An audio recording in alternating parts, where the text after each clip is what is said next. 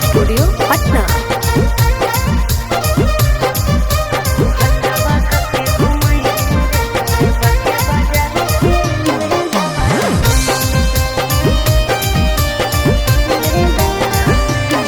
कैसे घूमे जेबैया केलवा रे, कैसे घूमे जेबैया केलवा रे, एते भीड़ रेलवा में हंसू हथवा धके घूमे है रे सुने बाटे बाजार के मेलवा में।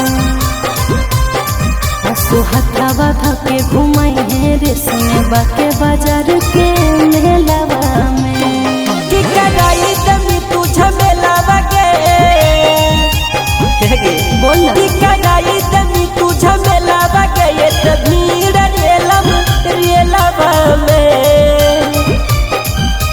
हथवा धके घूमे है रे सुने बाके बाजार के मेलवा में।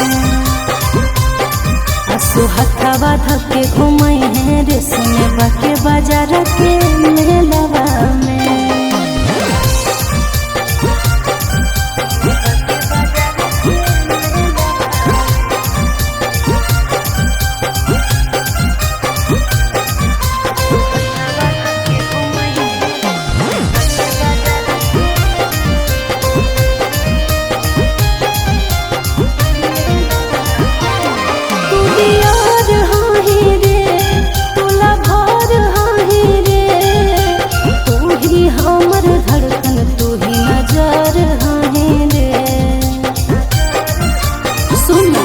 नहीं बात मानो हिगे, अच्छा? बड़ी जीद ठानो हिगे, आगे तनी साके बात में कहे ते कानो हिगे।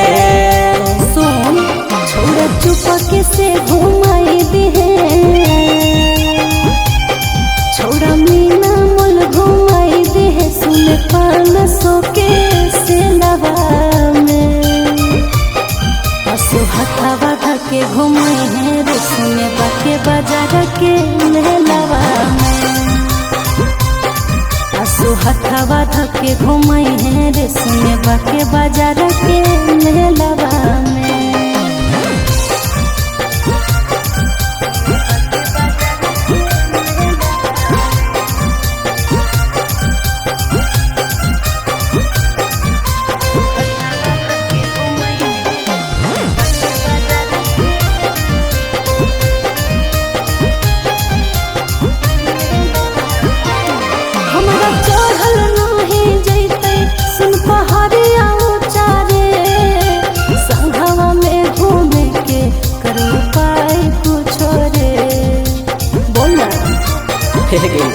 चल ठीक कहा कहोगे, नहीं लेट करी है गे, आगे यही इमामगंज मोड़ पर वही जो भेंट करी है गे। सुने रोशन नागे नारे,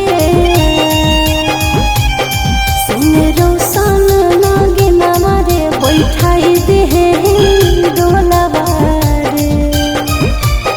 हंसू हथवा धके घूमे है रे सुने बाके बाजार के मेलवा में। तोरा हथवा धके घुमाई बहू के सोना बाके बाजार के मेलवा में।